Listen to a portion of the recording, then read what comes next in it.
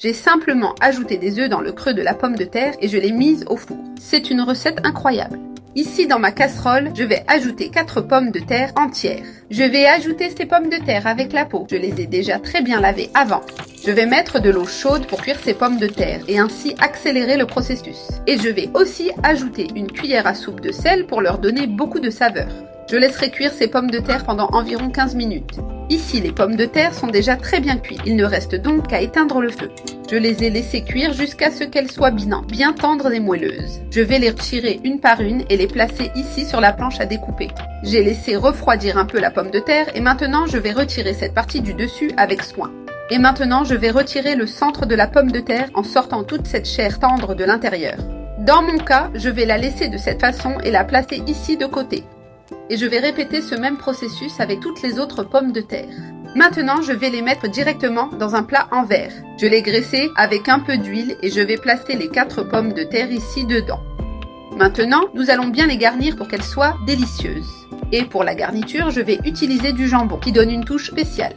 Je vais mettre le jambon bien haché. J'ajouterai aussi un petit morceau de beurre, juste un peu, pour aider la pomme de terre à rester bien tendre à l'intérieur. J'ajouterai de l'ail en lamelles, je mettrai 3 rondelles de cet ail ici dedans avec le beurre. Cela aidera à donner une saveur vraiment merveilleuse à notre recette. Je mettrai aussi un peu de coriandre. Je l'ai coupé un peu gros, mais tu peux la hacher bien finement. Tu peux le faire de la manière que tu préfères. Il faut seulement disposer avec soin pour que tous les assaisonnements parfaits rentrent. Maintenant, je vais placer un œuf entier ici dedans pour rendre ces pommes de terre bien garnies et savoureuses. J'ai cassé les œufs avec soin et je vais les placer ainsi jusqu'à remplir complètement toutes les pommes de terre.